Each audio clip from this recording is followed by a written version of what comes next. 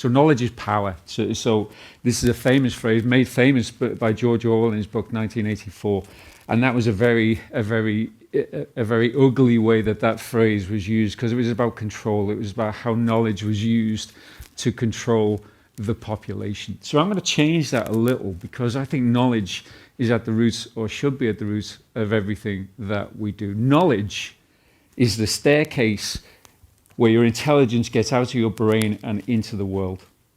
Knowledge is what helps you get your brains out to do things, to understand things, to change your lives, to change other lives. When you look at it from that point of view, I think what knowledge actually does is empower. So excuse the grammatical disgrace that phrase is. Knowledge is empowering, and understanding that is something that is, I think, vital.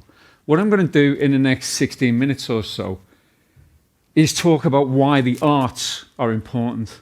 Now, I'm a scientist, and you may have been brought up to believe there's a tension between arts and science, and there's a gap between these two very broad areas of knowledge and endeavour. There's no such gap. And I'm passionate about the arts because it's all about knowledge. Knowledge is a three-step process to my mind. When we know things, we can do things. When we do things, quite often we'll do them in a new way. So this know, do, new trilogy, this kind of cycle, is something that is really important. Okay, so this sounds a bit vague, doesn't it? Let's get it into reality. So coffee plays a major part in my life. All right? I'm guessing there's a few people in the audience. I know someone asks me to make them a cup of coffee. I don't say to them, how do I do that? I know how to make a cup of coffee. Okay? I know a few things about making coffee. In fact, I've spent a lot of money on coffee machines in my life, right? I know that you need to use hot water to make coffee. I've never done the experiment where I use cold water to try and make coffee, because I believe what people tell me, that just gives you essentially cold mud. Okay? So I know how to make coffee. But I think if you use hot water, how hot does it have to be? And there's a whole area of male navel gazing about getting coffee at the right temperature. Should it be 95 degrees? Should it be 90 degrees? How hot should the water be? So we can do things, and we do them in a new way. So we make the coffee at 90 degrees instead of 100 degrees. What does it taste like? We are all scientists. We all do these experiments. We don't think about this as knowledge. We think about it as life. So where do we live? What is life? We don't live in the world. We live in our perception of the world. And Levelda has just laid that out in really important, I think, really compelling and vivid terms. Our lives are about our perceptions of life. If you're colorblind, the concepts of red and green are meaningless. Okay? Someone once said to me in an argument about logic, how do you explain the concept of three-dimensionality to someone who is two-dimensional when you can't use the word up? So life is all about perception. And perception is about understanding. Now, understanding life, so I'm a scientist, I love science. And the reason I'm a scientist, I think, is because I've got a really great set of observational skills, up to a point. I can't remember anything important, so I can never remember to pay bills. So I'm continually being pursued by credit agencies and stuff like that. But as I walked onto the stage, I noticed that the TY in that university is in a slightly bigger font size than the rest of, you see it? Once you see it, right? So that's like sand in my eye. I think that's why I'm a scientist. The other reason why I'm a scientist is because I'm from Liverpool.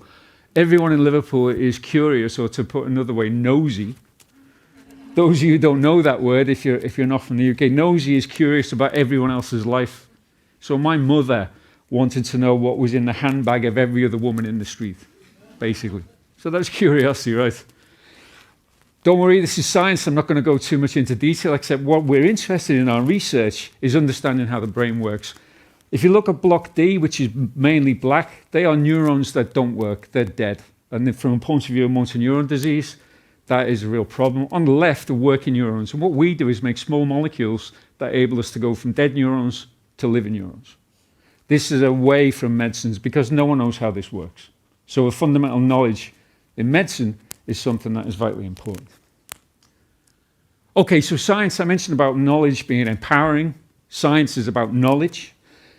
everyone in the world pretty much likes science. If you look at the data of respect amongst the population for professions, scientists are third regularly after doctors and nurses. Just so you know, you probably guessed politicians and journalists are right at the bottom. So people believe that science is important. And I think that's because it's about facts. Science does stuff that you can see. It's tangible. 2 examples, again, chemical ones. This is a chemical molecule that has empowered women more than anything else on Earth. We can talk about that later if you want to. Science is the single greatest thing that has helped women change their lives. The second molecule, it doesn't matter what it is. This is penicillin. Doesn't matter what the chemical is. Penicillin has saved something like 250 million lives since it came onto the market in the 1940s as the first commercial pharmaceutical for antibiotic treatment. What's important to realize, many of you will know the story about Alexander Fleming discovering penicillin in 1929, when he saw a bacterial plate that he was growing for an experiment had patches where the bacterium had died. And he looked at that and his curiosity was piqued, and he realized that something must have been produced that killed the bacteria. 15 years later, Florian Chain developed a scalable production of penicillin, and all these lives were saved. Also important to remember, Florian Chain refused to patent the science behind penicillin, so that saved enormous amounts of money, but more importantly, it helped get penicillin more quickly to people who needed it. So science is powerful. So if science is power, what is art? Art is much less tangible. It's much less fact-based. One person's delightful piece of art is garbage to another person. Art stimulates very strong differences. So is art beauty? Well, obviously art is associated with beauty. Here is a beautiful representation here, I think. If you don't like that, then, well, I don't really know what to say. So we've got symmetry. The eye loves symmetry. So we've got circles, we've got little dots that seem to be regular. I bet you're all seeing a face in the middle of that. It's a bit of a messed up face. And one of the reasons for that is, as babies, we are drawn to faces. That's what enables us to become socialized. So this is a beautiful work of art. We've got colors, we've got symmetry. It's just a really nice representation. Except it's not art, it's science. These are algae taken from the Pacific Ocean. These are so-called diatoms. So science is about beauty as much as art is. Okay, so let's tip it on its head. Is art about power? By the way, I can't see that timer, so that could be an issue. Thank you. So we know art is powerful. I just mentioned about difference of opinion. This is Guernica by Picasso. The first time I saw this work of art in the flesh, as it were, I had to be led away from it after 20 minutes because it has such a powerful effect on me. My friend who I was with described it as, it's just grey and black. Okay, so art does this, right? I have no idea why I love this, but when I look at it now, it moves me. It's about the Spanish Civil War and the bombing and destruction of a small place in Spain. So art is powerful. Is all art powerful? It's a scene from one of my favorite films. Really love films. Many will know this, I'm sure. It's a dance scene. It's a still from a dance scene. So is dancing powerful? You wouldn't necessarily think that that was the case. However, if you look at the way the brain reacts when someone watches dancing, there is a lot of science in this. There's a study from Harvard Medical School. Here's something about brain activity in modern jazz dance. I'm going to be honest, modern jazz dance is not my thing, but what we can find out is where the brain lights up, where it's stimulated by things that are perceived as pleasurable. Why is that important? If we can understand how to stimulate the areas of the brain that give a sense of calm or happiness, then we can help people who have conditions where they don't feel calm or happy. So by using art and the perception and the stimulus that we get in the brain, there is a powerful set of learning. What has this got to do with the Renaissance? Okay, so the Renaissance followed on from the greatest global medical catastrophe that had been seen to that day, called the Black Death, bubonic plague, which is a bacterial infection. Black Death killed 25% of the global population. The city of Florence, half of the population died. So if you think about that, that is just an enormous amount of human collateral damage. It was brought to you by economics. So the way it worked, it originated, it is thought, in China. The first recorded case in Europe was in the Crimea. It then went to Genoa in Italy, and it was brought by merchants who had been carrying out business in China. Now there's a resonance there with what we've just been through. It's almost exactly the same epidemiology. It wasn't caused by economics, of course, and I don't mean to suggest that. Okay, so when you've got half of the population dying, you reassess life. And one of the things that happened in the post-plague, post-Black Death world, people started looking at the importance of religion. Up until then, religion had controlled people's lives, especially women's lives, but lives generally. So the clerical living conditions that were in place were suddenly questioned. People said, why would God do this to us? And that led people away from the rigor of saying life is governed by religion, and therefore open their minds to say, what is life about? And that's reflected in art. This is a work of so-called Byzantine art.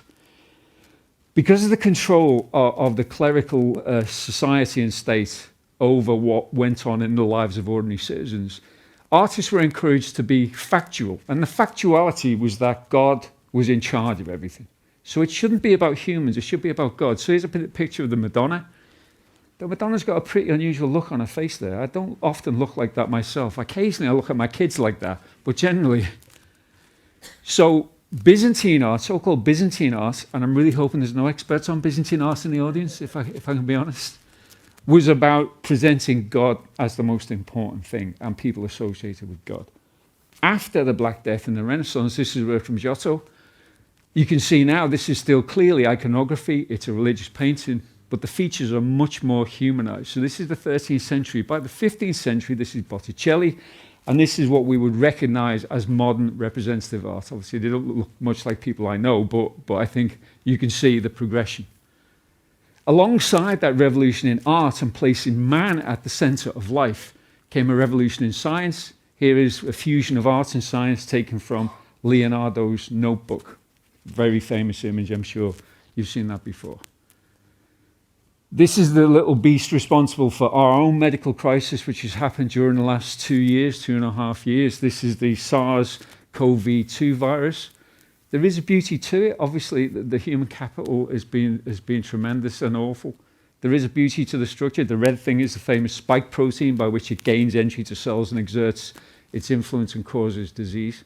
So what is going to happen in our post-COVID world? Are we going to have a renaissance? Are we going to start questioning the way things are? Religion is still important in many areas of the world, but in many areas it's not as important, and it's certainly not controlling as it was. What is controlling? Is it money? Is it society? Is it fear? In the UK at the moment, it's fair to say our politics is a politics of fear. So how can we seize some good things out of the pandemic? What do we need to do? This goes back, I think, to knowledge. I think we need to understand that monetization is not the most important thing in the world. And if we enable people to think, if we give them knowledge, then life will become better. I don't want my students to get jobs. I want them to learn to think. I don't believe that the role of an educator is to train someone to do a job. If I train you to do one job, you can do one job. If I train you to think, you can do a whole bunch of different jobs. My job is to train people to get the stuff in their head out into the real world. A happy coincidence of that is that you will be employable and you will contribute to society. So in my world, I really hope that we recalibrate what we're doing in terms of education, and we can't afford to lose the arts and the humanities. You could think about it by saying science and engineering help us understand and make things, arts help us enjoy. Yeah, that's a very glib way to think about it, but we need the arts as much as we need the sciences.